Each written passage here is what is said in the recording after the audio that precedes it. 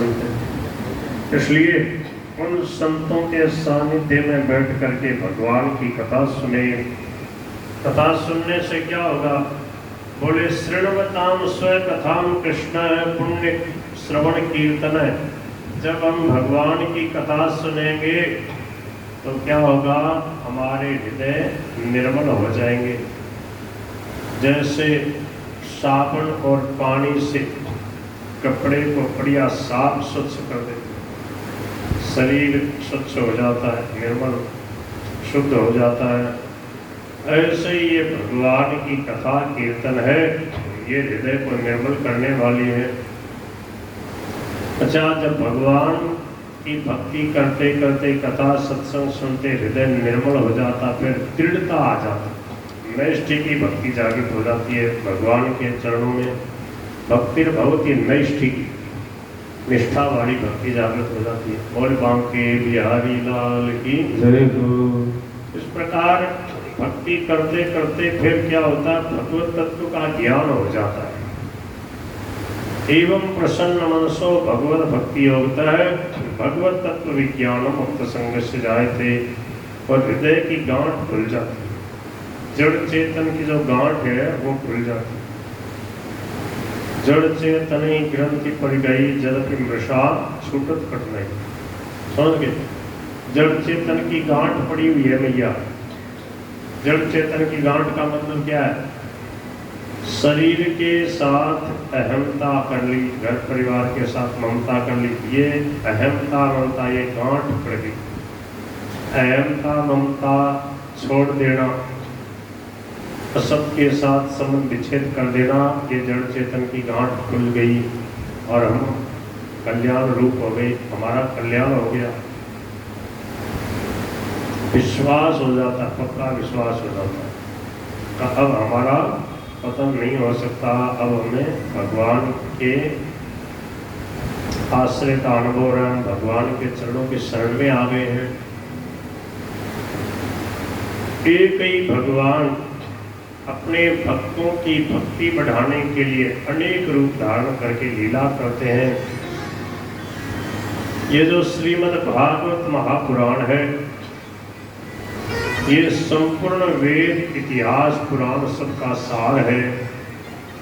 और परीक्षित जी महाराज जब गंगा जी के तट पर बैठे थे तो सुखदेव जी महाराज ने एक कथा सुनाई।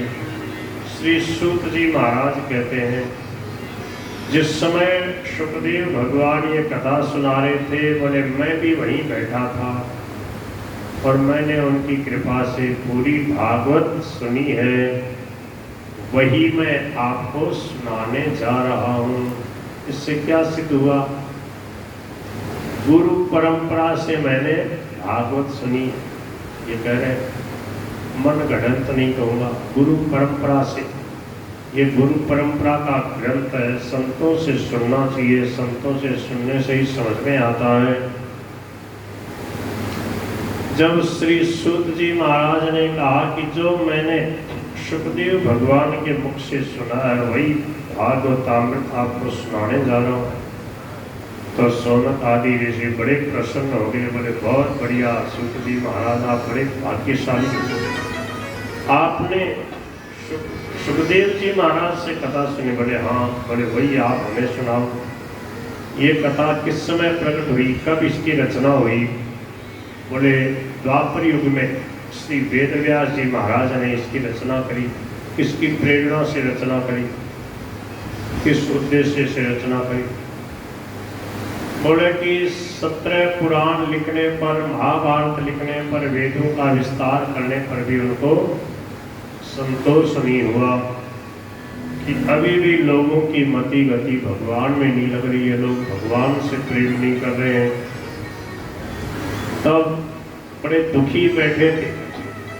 तब उनके पास में श्री नारद जी महाराज पधारे। बोलो श्री नारद जी महाराज की जय हो।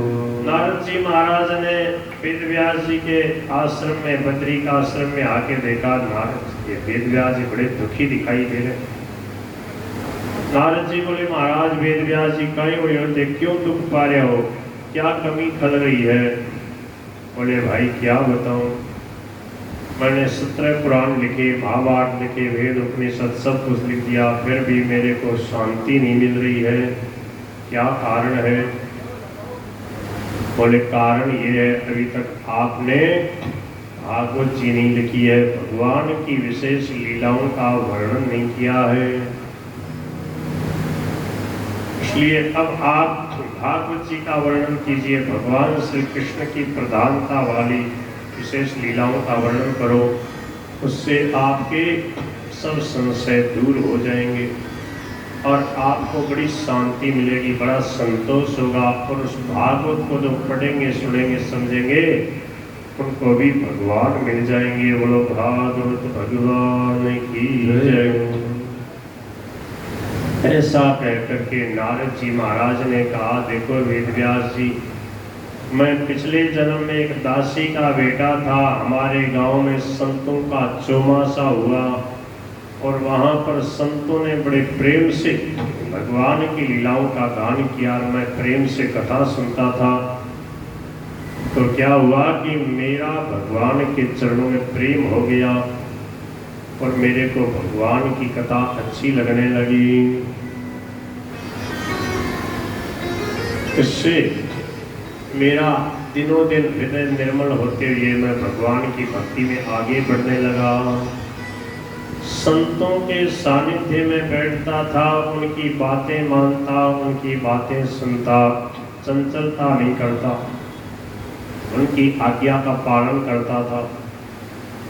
यद्यपि संतों का कोई अपना पराया नहीं होता, सबको भगवान के नाते अपना समझते हैं, किसी से ममता नहीं रखते, फिर भी मेरे ऊपर कृपा करी। ते मय्यपेताखिल चापलेर्भगे दान्ते धृत क्रीडन केनवर्तिनी चक्रुः कृपाम् यद्यपि तुल्य दर्शना शुश्रूषमाणे मुनयोल्पभाषिणी। संतों से लाभ लेने का तरीका बताया है नारद जी ने। अगर संतों से लाभ लेना हो तो बोले उनके आज्ञा के अनुसार चलो, उनके सामने बहुत कम बोलो, वो क्या कहते हैं उस बात को सुनने का प्रयास करो। शुश्रूषमान माने सुनने की इच्छा रखें। शुश्रूषा एक तो होती सेवा और एक शुश्रूषा। शुश्रूषा विशेष है, सेवा तो कोई भी करता है, कर देता। शुश्रूषा का अर्थ होता है सुनने की इच्छा, वो क्या कहते हैं उस बात को ध्यान से सुने, वो क्या कह रहे हैं, क्या कहना चाह रहे हैं। श्रोतुम इच्छा शुश्रूषा, सेवा करे और उनकी बात सुनने की रुचि रखे कि वो किस समय क्या बात कर रहे हैं, वो क्या चाहते हैं, कौन सी उनकी बात हम मान के आगे बढ़े। तीनों समय भगवान की कथा होती थी। तीनों समय भगवान की कथा सुनने से बोले भगवान मुझे प्यारे लगने लगे और मैं उन संतों के सानिध्य में बैठकर भगवान की कथा सुनता, प्रेम से कीर्तन करता। कथा के समय कीर्तन होता और कई कीर्तन मैंने सीख लिए और फिर जब कथा नहीं होती उस समय भी मैं कीर्तन करते रहता। संकीर्त्यमानम् मुनिभिर महात्मधीर भक्ति प्रवृत्तात्मरजस्तमोपः। अब क्या है कि चौमासा करके वो संत तो चले गए। चौमासा कितने दिन का होता था? 4 महीने का। अब 2 महीने का होने लगा। अब तो अधिक मास है इसलिए 3 महीने का इस बात, नहीं तो 2 महीने का होता। सावन भाद्रपद 2 महीना। जब वो ऋषि जाने लगे, महात्मा जाने लगे, तो मेरे मन में आया कि मैं भी साथ में चलूं। मैं उन महात्माओं के साथ चलने के लिए तैयार हो गया तो मेरी माँ ने मेरे को पकड़ लिया। छोटा एक टाबर था, नारद जी छोटे से थे, उसमें सत्संग करते थे। जब वो बाबा जी जाने लगे तो बोले मैं साके चाल पड़ा। माता जी ने दौड़ के पकड़ लिया, बोले अभी तो तेरो ब्याह ही को लो, तो तेरो ब्याह तो करूँगी, मेरे बहू आ जाएगी, एक दो टाबर हो जाए, फिर तेरे एक दो पोता हो जाए, जना तो बन जाए बाबा जी, अभी रुक जा, तो छोटो टाबर है। माँ के तो यही मन में रह कि टाबर बड़ो हो जाए, इसका ब्याह करूँगी। नारद जी महाराज को माता जी ने पकड़ लिया। उन संतों ने भी कहा अभी तो छोटा है, अभी माँ के साथ ही रहे, माँ के पास रहे। तो नारद जी बोले मैं मन मार के रहता था, मन तो मेरा संतों के साथ ही चला गया। देखो छोटे से बच्चे को कितना प्रेम हो गया। अब वो ध्यान में बैठे रहते, ध्यान करते रहते, कीर्तन करते रहते थे। माता जी सोचती हूँ बाबा जी बड़े को इतना छोटो सो टाबर है, इतने नाम लेता, इतना ध्यान करता है, माँ को डर लगने लगे। माता जी मेरे को बीच बीच में उठा देती, बोले इतना ध्यान मत कर, जा थोड़ा खेल के आ जा, टाबरा का सालेगा, सो जा, रोटी खा ले, सो जा। तो मेरा ध्यान छुड़वा देती। ध्यान में मेरे को आनंद आने लगता और माता जी कोई ना कोई काम उड़ा देती कि वो ज़्यादा ध्यान नहीं करती। सामान्य रूप से भक्ति करे, थोड़ा बहुत सुबह शाम कीर्तन भजन कर लियो, मंदिर में जाए हो, इतना तो ठीक लगे। और ज़्यादा भक्ति करने लग जाए, दुकान में छोड़ दे, पढ़ाई में छोड़ दे, राम राम ही करने लग, कीर्तन करने लग जाए, सत्संग जब देखो तब सत्संग में बैठे हो जाए, कीर्तन कर रहा है, तो फिर कोई बहुत प्रेमी भगत हो, वो तो बड़े राजी होंगे कि भाई भगत तो वास्तव में संसार की तरफ से पागल हो जाता है। जग चतुराई छोड़ के होए मूड भजराम, पर घर परिवार वाले जो भगत अगर नहीं है तो फिर वो उल्टा समझे, फिर वह गाली काटे, उन्हें घर परिवार की चिंता ही क्यों करे। जब देखो तब मोटा में फिरे, और वो भी फिर नकटो हो जाए, बोले ये ऐसे ही बोले तो अपने भी बेशर्म हो के सत्संग करो। क्यों अजीत सिंह जी, समझ में आ रही है क्या कुछ आपको? हाँ, बोल गिरधर गोपाल की भारत में समझ में आवे ये बात अजीत सिंह जी ने पूछ ली जो, तो अजीत सिंह जी पीछे बैठे हो। हाँ, उसको कोई मतलब नहीं है, जहाँ जब इच्छा हुई सत्संग में चले जाएंगे। घर वालों की तरफ से पागल हो जाओ, फिर वह पिंड छोड़ दे, समझ गए। होशियार ज़्यादा बने रहोगे तो फिर होशियार के पीछे पड़े, फिर भी ज़्यादा काम लौटा दे, समझ गए। बोल गिरधर गोपाल की। हाँ, पर सच्चे हृदय से भक्ति करनी है ना। हाँ, बोल गिरधर गोपाल की जय। तो नारद जी महाराज के लगन लग गई, जब देखा तब ध्यान ही करते रहते।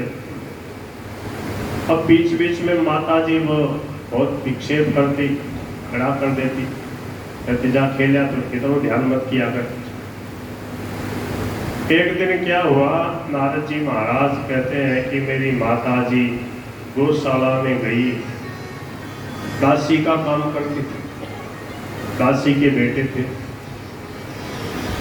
एकदा निर्गताम गे हाथ हंतिम निशिगाम पथि, गाय दूहने के लिए गौशाला में जा रही। सावन भादों के बाद में वर्षा जो हो जाती है तो घास वगैरह हो ही जाता है, घास खूब हो गया। कहीं कहीं तो गायों को घास खा लेती हैं, कहीं काट लेते हैं, कहीं ऐसे ही पड़ा रहता है। अब घास में सांप था, नीचे होता ना घास बड़ा बड़ा, तो उसमें सांप, अब घास हो जा रही थी, सांप के ऊपर पैर टिक गया। समझ में आ रही क्या माता? सांप के ऊपर पैर पड़ जाए ना, बीच में अगर पैर पड़े, जैसे ऐसे सांप लेता, ऐसे आपने बीच में पैर टेका तो आ जाएगा, तो उसके पीड़ा होती बेचारे की, उसके ऊपर से जाकर ध्यान से जाना चाहिए, सावधानी से। कभी कभी क्या लोग ऐसे बेपरवाही से चले, कई बार जूती चप्पल पहन के जाओ, कभी ऐसे ही चला गए, बोले घास ही तो है, घास में कौन सा कांटा है, चलो कोई कोई घास में कांटा भी हो, बड़ा विचित्र, वहाँ चला ही नहीं जाता। एक ऐसा घास देखा मैंने बीकानेर की तरफ, उसमें कांटा ही कांटा घास है। उसको खा लेती हैं क्या गाय? मेरे को लगता नहीं खाता, बकरियां तो भले ही खाते। कांटे वाला घास होता ना, क्या कहते हैं उसको, अलग ही घास है, कांटा ही कांटा। हाँ हाँ, वो घास होता है, और कोई कोई घास बढ़िया होता है, दूब वगैरह। तो क्या हुआ कि सांप उसको डस लिया। अब क्या करना, माता जी जहर चढ़ गया और पधार गई। किसी ने आकर के नारद जी से कहा, नारद जी महाराज राम राम। क्या हुआ? बोले आपकी माता जी भगवान को प्यारी हो। बोले हैं सही बात? बोले हाँ। कहाँ है? जाके देखा। तो नारद जी महाराज कहते हैं, हे वेद व्यास जी महाराज, मेरे को थोड़ा सा भी दुख नहीं हुआ। सत्संग का देखो ये असर है। 5-7 साल का छोटा सा टावर और उसकी माँ मर जाए तो कितना दुखी होता है, पर नारद जी दुखी नहीं हुए। क्यों? भगवान की भक्ति करते थे, ये बात समझ गए थे कि जो भगवान करते हैं उसी में मंगल होता है। जो होता है मंगल के लिए ही होता है। स्वामी जी महाराज ने सूत्र बताया साधना का, क्या? करने में सावधान और होने में प्रसन्न। जो कुछ भी करो सावधानी से और होने में प्रसन्न। जो हो जाए उसमें प्रसन्न रहो। बोलो गिरधर गोपाल की जय जय हो। जब माता जी पधार गई तो बोले, मैंने इसे भगवान का अनुग्रह ही माना। अनुग्रहम मन्यमान है प्रातिष्ठति समुत्तराम स्पीतांजलपदान तत्र गुरुग्राम प्रजाकरान।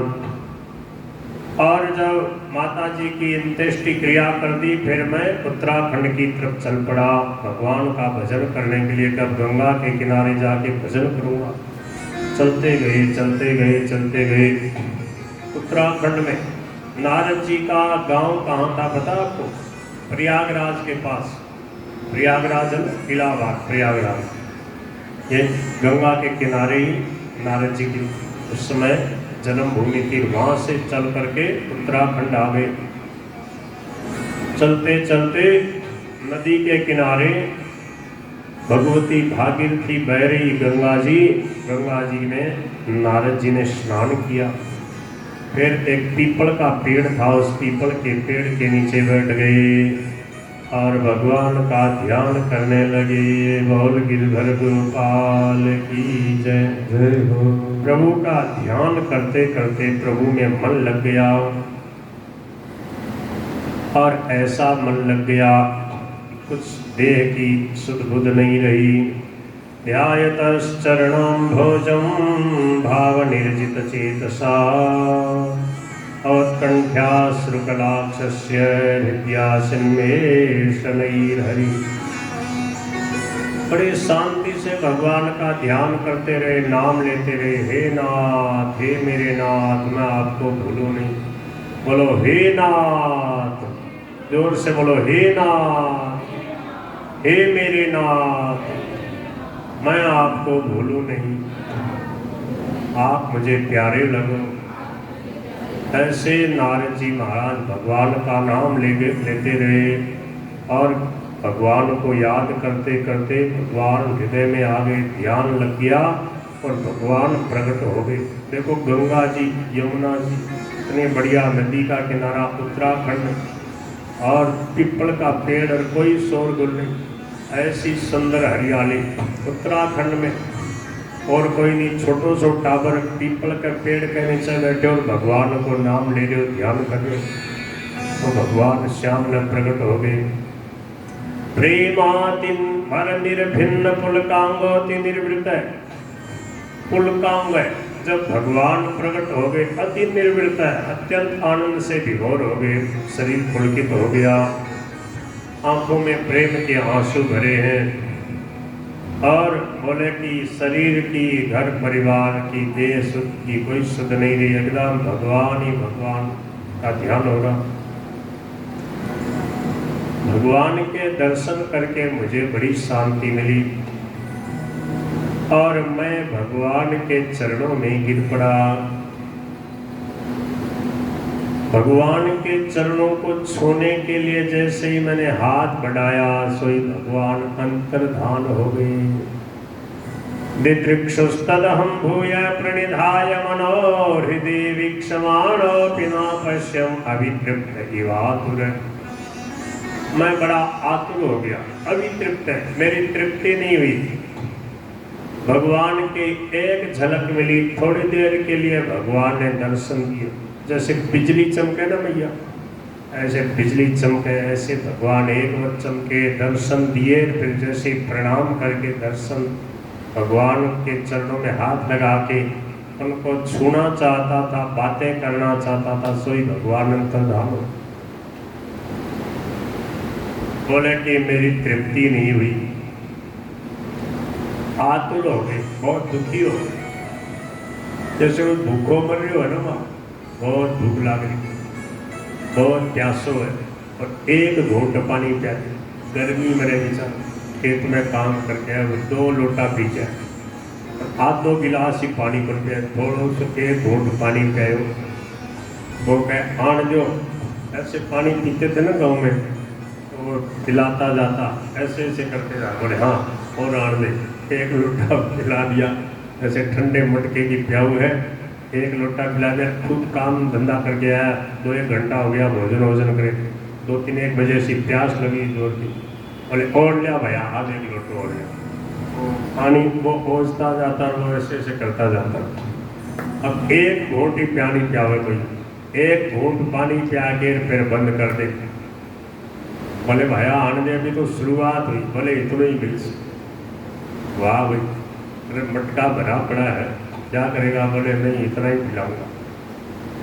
अब नारद जी महाराज तो भगवान ने देखा, भगवान कितना सुंदर, कितना फूट रहा, कितना प्यारा, भगवान के चरण कितने प्यारे, भगवान के चरण तो छूलियो, जो चरण छूने नहीं दिया भगवान अंतर्धान। बोले कि भिक्षमाणो भी, मैं देखना चाहते हुए भी तो भगवान को नहीं देख पा रहा हूं। अभी तृप्त, बहुत अतृप्त होके, आतुर है, बहुत दुखी हो गया। बहुत मैंने वापस ध्यान लगाया, फिर नाम लिया, फिर भगवान के दर्शन नहीं हुए। आकाशवाणी सुनाई थी, हंतास्मिन् जन्मनि भवान मामा द्रष्टुमिहार्हति। अब तेरे को इस जन्म में इतना ही मिलेगा, अगले जन्म में तेरे को पूर्ण साक्षात्कार होगा। नारद जी ने कहा क्यों दर्शन नहीं होगा, क्या कमी है? मैं क्या चाहता हूं? मैं तो और कुछ नहीं चाहता हूं, आपके दर्शन ही चाहता हूं। बोले नहीं, अभी आपका हृदय पूरा निर्मल नहीं है, आप अभी पूरे योगी नहीं है। जितनी आपको जरूरत थी उतना मिल गया, अब अगले जन्म में आपको पूरा दर्शन मिलेगा। तो लोग तो चाहे कि मैं मरूं नहीं, और नारद जी कहे वेद व्यास जी, मेरे मन में यही आती कि मैं मर जाऊं और दूसरो जन्म मिले, मैंने पूर्ण साक्षात्कार भगवान को। जैसे मैया सती जी थी ना, सती जी बहुत दुखी हो रही, शंकर भगवान तो बाबो ले समाधि बैठे हो, छेड़छाड़ वो कौन करे? शंकर भगवान तो समाधि ले बैठ गया, और पार्वती सती जी जो है वह जलन हो रही उसको, क्यों? शंकर भगवान ने त्याग दिया। क्यों? क्योंकि सती जो कीन सीता कर वेशा, ये देख करके शंकर भगवान को अच्छा नहीं लगा कि माता जी का वेश बना लिया। राम राम, ये क्या परीक्षा ली राम जी, सीता जी बन गई, अब इसको पत्नी रूप से स्वीकार नहीं कर सकता।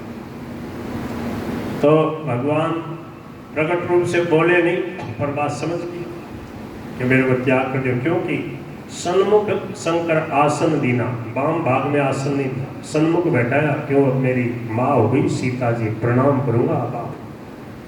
तो वो तो प्रणाम कर रहे मनी मन, पर भीतर से उसको प्रसन्नता नहीं। उस समय सती जी ने भगवान से प्रार्थना करी, कहा कि जो प्रभु दीन दयाल कहावा, आरती हरण वेद जस गावा। तो प्रभु मेरी अभिलाषा पूरी करो। क्या?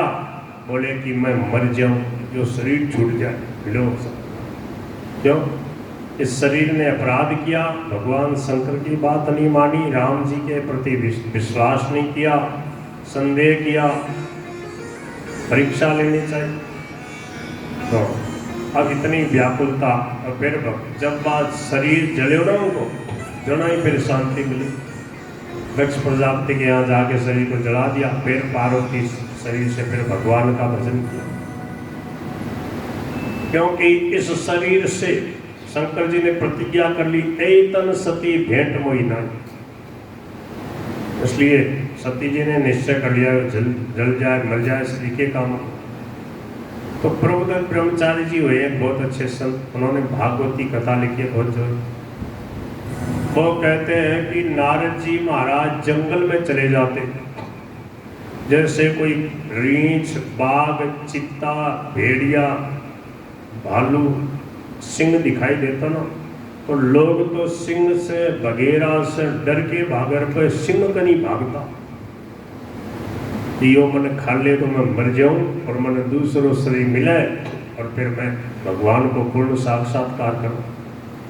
तो बोले देखो, जब तक मरना नहीं हो ना तब तक वो सिंह भी नहीं खाते।